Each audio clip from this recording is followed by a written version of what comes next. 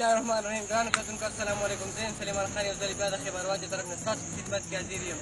زموږ سره دا ټیم چې د دې کلي مشر اسسټنټ کمشنر ضلع انتظامیه تنظیمي جوار مشر حنیف سادات خان ولاړ دی. دا ټیم چې څه موده پس چې په دې علاقه کې په پورې شپږو میاشتو نه د باران سلسله زموږ په ګناهونو په وجه باندې الله په دې مخلوق باندې باران نیولی. څه موده پس باران په دې علاقه کې وشو، نو ډېر سخت شدیدترین باران وشو او په دې خلکو ته یې ډېر سخت نقصان رسولی.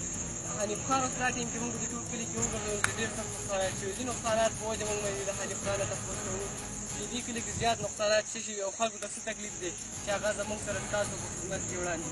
اعوذ بالله من الشیطان الرجیم، بسم الله الرحمن الرحیم. زموږ په کلي کې ډېر نقصانات شوي دي. اولنی نقصان دا شوی دی چې زموږ سړک وګوړی دی. هغه داسې دی چې 7 لک روپو تاوان زموږ شوی دی بالحال. او دا زموږ ته هېڅ حکومت مرسته نه ده کړې. موږ خو چې اوس تاسو دا کوم روډ موږ په دا کې کوو خو دا خو ډېر سخت نقصانات شوي. خو تر نن ورځې پورې تاسو څوک راښکاره شوي ما خو دا روډ ولیدل ځکه چې ډېر کسان چې پرېږدي او موږ ورسره هم لږ هیلپ وکړو څه هم راسره وي. خو لکه تاسو دا ټیم چې تاسو ته روډ پورې څوک راښکاره شوی دی چې تاسو دا سړک روغ تاسو چې دا څه کوم نقصان شوی ډېر غټ پټو ته هغو 30-35 هزار کسانانو ته اوبه ورکوي. دغه بند خراب شوی، دا روډ خراب شوی. په دې پخله کې تاسو څه مشر راغلی چې آیا دا موږ تاسو جوړ کړو. خو دلته په خپله دا بوډاګان ماشومان راوتي وي او دا سړک په خپله صحیح کوي. په دې باره کې تاسو څه مشر راغلی دی اوسه پورې؟ زموږ د کلي ته هېڅ مشر نه دی راغلی. زموږ د کلي هېڅ مشر نه دی راغلی. ماشومان لګیا دي، په خپله سړک جوړوي او خپل بندونه په خپله جوړوي. بوډاګان لګیا دي. مشر چې د اوټونو په وخت کې راځي، کله چې اوټونو شروع شي بس مشر راښکاره شي، نور مشر نه وي.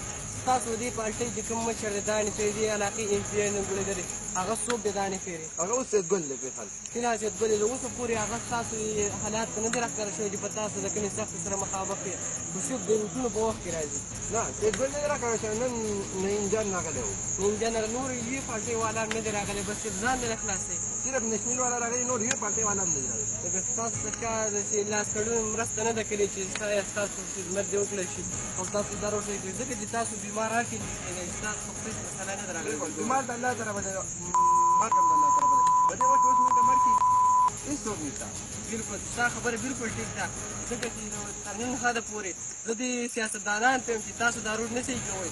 خو دې لپاره صحیح کړئ چې بله تاسو په اوټ پسې راځئ، داسې نه تاسو به دې خپل جوړ کړئ هلاک شئ. او دا غریبان خلک د خاورو سعادت دی. خو لکه تاسو ته ویم چې راشئ دا خپل روډ صحیح کړئ چې بله تاسو په دې سترګو راځئ په اوټ پسې، نو دې خلکو ته به تاسو څنګه سر ټیټ یې. نو زه تاسو ته ویم چې تاسو راشئ او دا روډ دې خلکو صحیح کړئ، ځکه چې دې خلکو ته ډېر زیات تکلیف دی. نن په کې ډېره پارټۍ شته، جمعیت علما، نېشنل او پیپل او PTI شته.